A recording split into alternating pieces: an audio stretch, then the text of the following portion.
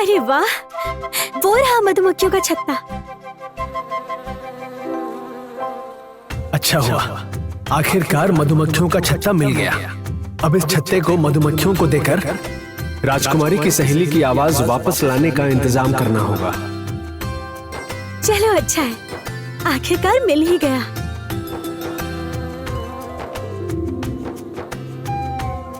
अरे मुझे तो कोई खुशबू नहीं आ रही है। क्या मैं मधुमक्खी का छत्ता नहीं देख पा रही? सुनो, तुम एक छोटी सी जान हर वक्त गड़बड़ कर देती हो। कृपया करके कुछ देखने की जरूरत नहीं है। नहीं सुनो, छोटा समझकर मुझे नजरअंदाज मत करो। हम परियां सही और गलत पहचानती हैं और मुझे ये फूल सही नहीं लग रहा। तुम लोग आगे मत जाओ। चलो। रुको रुको, कह रही हूँ तुरतुरी जब हमें इतनी बार समझा रही है तो हमें थोड़ा सावधान हो जाना चाहिए। राजकुमारी, आप इस छोटी सी परी की बातों को इतना महत्व क्यों दे रही हैं? इसने कितनी बार गड़बड़ी की है पता है ना आपको? और वैसे भी हमें छत्ता मिल गया है और अब मधुमक्खियों से हमें मुक्ति मिल जाएगी। और अपने दोस्त के बारे में सोचिए आप, और मेरा दोस्त भी तो है ना, हमें इन्हें ठीक करना होगा, क्यों है ना? चलिए अभिराज चलो। सुनो वैद के लड़के, आगे मत जाओ। अरे देखो राजकुमारी, किसी ने भी मेरी बात नहीं सुनी।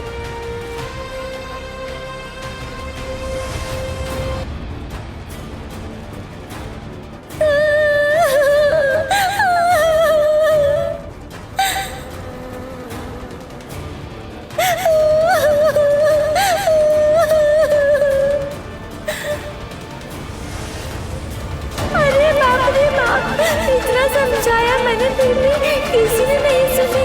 अब राक्षसी फूल सबको निकल गया। अब क्या होगा? अब मैंने कैसे बचाऊं?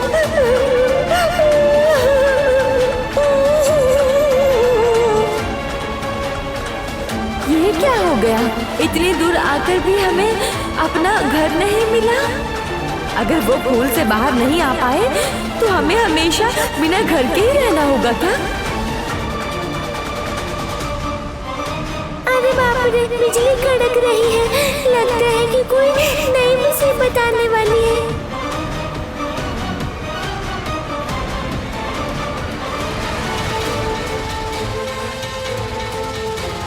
देख लिया तुमने? देख लिया ना? तुरतुरी कितनी बार हमें चेतावनी दे रही थी। अगर हम उसकी बात सुन लेते तो इस विपदा में नहीं पड़ते। मुझे कैसे पता होता कि हमारे लिए इतनी बड़ी विपदा हमारा यहाँ इंतजार कर रही है। और छत्ता देखकर तो हम सब दौड़ पड़े थे और दोषी हो गया मैं अकेला।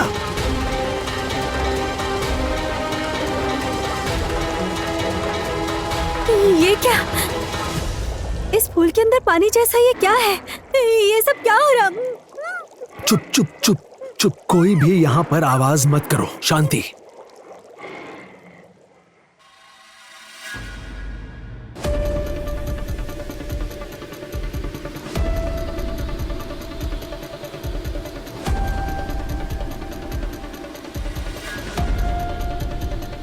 भीषण केतु, तुम रुक क्यों गए?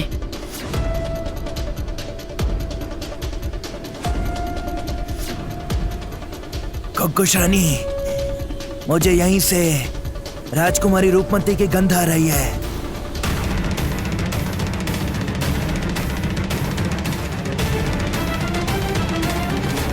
कई बार तुम राजकन्या को ढूंढने में नाकाम रहे हो। अब मेरे धैर्य की परीक्षा तुम मत लो, वरना मेरे हाथों से बच नहीं पाओगे तुम, समझे? नहीं कुकुश रानी, इस बार मुझे पूरा यकीन है कि राजकुमारी रूपमती यहीं कहीं है। तो फिर अभी तक यहाँ खड़े क्यों हो? जाओ रूपमती को ढूंढ कर ले आओ, जाओ। सर्वनाश, कोई कुछ नहीं बोलेगा। खुकुश रानी जोटिला यहाँ पर पहुंच चुकी हैं और मैं उस बिशान केतु को जानता हूँ। वो बहुत ज्यादा खतरनाक है। मैंने खुद उसे देखा है। वो आपको पागलों की तरह ढूंढ रहा है राजकुमारी। लेकिन यहाँ भी खतरा है। ये फूल कोई साधारण फूल नहीं है। अगर हम यहाँ से बाहर नहीं निकल पाए तो क्या होगा? और बाहर वो खोखोश रानी जोटिला हमारा इंतजार कर रही है। लेकिन यहाँ इस फूल के अंदर पानी कहाँ से आ रहा है? हाँ, मैं अब सब कुछ समझ पा रहा हूँ। ये कोई साधारण पानी नहीं है। हाँ, मैंने पिताजी के मुख से सुना था। ये राक्षसी फूल है और ये हम इंसानों को निगल जाता है और फिर धीरे धीरे अपने पाचन रस से इस फूल को भर देता है और उसी रस में हमें डुबोकर मार देता है और फिर उन्हें आसानी से पचा जाता है। इसका मतलब तो हाँ, हमारे साथ भी ऐसा ही कुछ होगा। तो यहाँ से हम निकलेंगे कैसे? भीषण केतु को भेजा तो है, कुछ पता क्यों नहीं चला? कहाँ गया ये बहुत पास से मुझे राजकुमारी रूपमती की गंध आ रही है, लेकिन मैं बस उसे देख नहीं पा रहा हूँ। भीषण केतु, मन करता है ना तुम्हारी ये नाक काट कर मैं अपने पालतू गिद्धों को खिला दूं। किसी काम का नहीं, निकम्मा कहीं का। एक लड़की को भी नहीं ढूंढ पाया। तुमसे ज्यादा तो लता काम की है।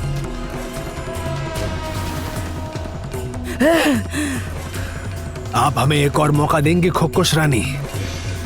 कुमार और मैं फिर से कोशिश करके देख सकते हैं। रूपमती को हम बुला सकते हैं। अगर रूपमती हमारे इतने ही आसपास कहीं है तो फिर मुझे पता है कि हमारी आवाज सुनकर हमें जवाब दिए बिना नहीं रह पाएगी। हाँ, सही बात है। दीदी तो मुझ पर जान छिड़कती हैं। मैं बुलाऊंगा तो वो जरूर आएंगी। दीदी! रूपमती! काका और कुमार की आवाज सुनाई दे रही है। भाई!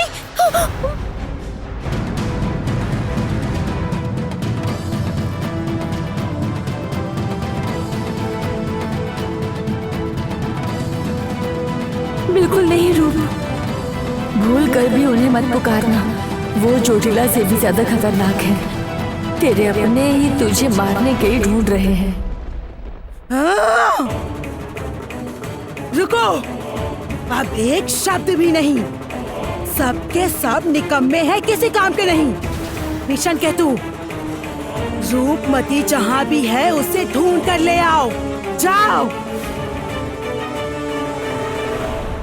अरे भाई की आवाज, कुमार की आवाज, काका की आवाज। जरूर